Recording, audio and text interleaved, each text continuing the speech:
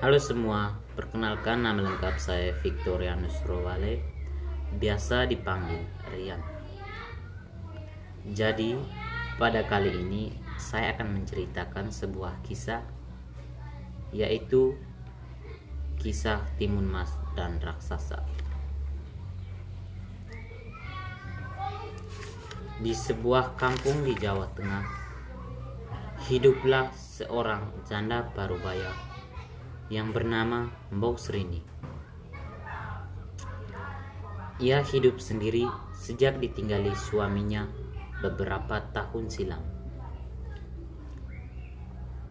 Kesendirian membuat Mbok Srini menginginkan kehadiran seorang anak.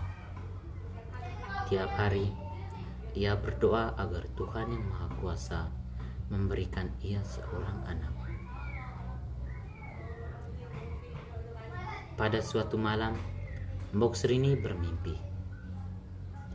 Dalam mimpinya, Mbok Srini menemukan sosok raksasa yang menyuruhnya pergi ke hutan untuk mengambil bungkusan kain yang berwarna putih di bawah pohon besar. Pagi hari, Mbok Srini pergi ke hutan, tempat ia biasa mencari kayu bakar. Kali ini, ia penasaran dengan mimpinya tadi malam.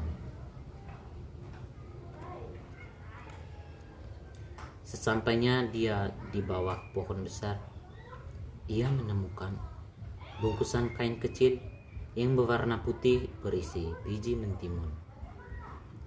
Tiba-tiba, dari arah belakang Mbok Srini, muncullah sosok raksasa yang mirip seperti mimpinya. Lalu raksasa itu berkata kepada Mbok Srini agar menanam biji mentimun. Kelak biji mentimun itu akan bertumbuh menjadi seorang anak. Jika anak itu sudah dewasa, serahkanlah kembali untuk menjadi santapan aku. Meski masih merasa takut yang luar biasa, setelah bertemu raksasa, Mbok Srini lalu membawa pulang biji mentimun itu. Lalu Mbok Srini menanam di perkarangan rumahnya. Tiap hari, biji timun itu disiram dan dirawat hingga tumbuh menjadi tanaman timun yang berbuah.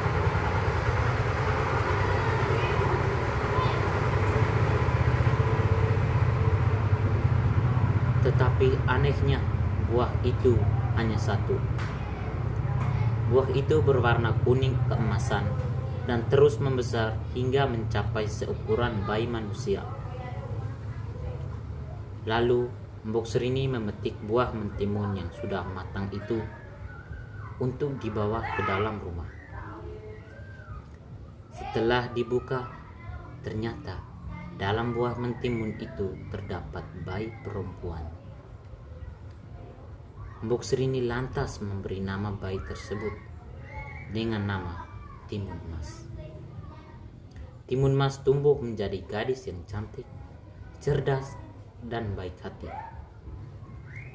Saking sayangnya kepada Timun Mas, Mbok Srini lupa bahwa ia harus menyerahkan Timun Mas kepada raksasa yang jahat untuk dijadikan santapan. Akhirnya, tibalah waktu raksasa jahat mendatangi Mbok Srini. Raksasa jahat meminta agar Timun Mas segera diberikan kepadanya.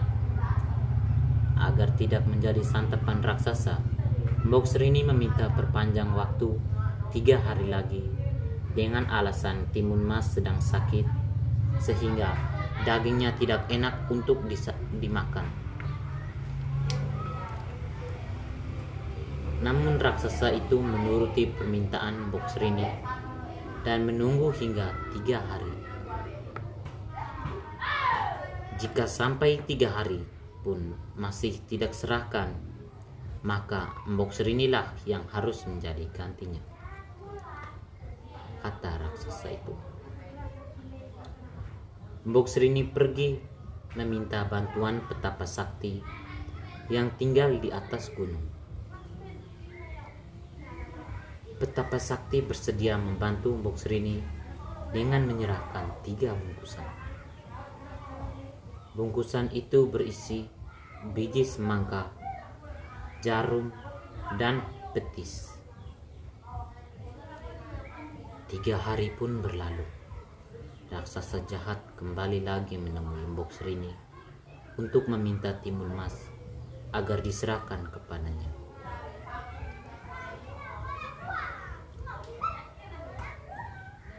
Mbok Srini tetap tidak bersedia menyerahkan timun emas. Lalu raksasa jahat itu mengamuk dan mengejar timun emas. Saat terdesak, timun emas selalu menebarkan biji semangka yang diberikan oleh Petapa Sakti itu. Ajaib sekali, biji semangka yang ia tebar berubah menjadi pohon semangka raksasa yang batangnya lilit tubuh raksasa. Tetapi raksasa berhasil meloloskan diri dan terus mengejar timun emas. Timun emas pun selalu menebarkan jarum yang seketika berubah menjadi ribuan pohon bambu. Kaki raksasa jahat itu terluka akibat tertusuk pohon bambu yang runcing. Meski terluka, raksasa terus mengejar timun emas. Lalu timun emas membuka bungkusan yang terakhir, pemberian dari Petapa Sakti. Bungkusan itu berisi petis.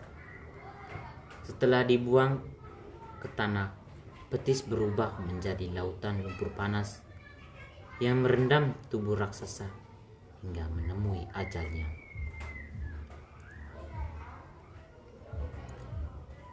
Timun emas akhirnya selamat dari terkaman raksasa jahat. Bersama Mbok Srini, timun emas pun hidup bahagia. Jadi,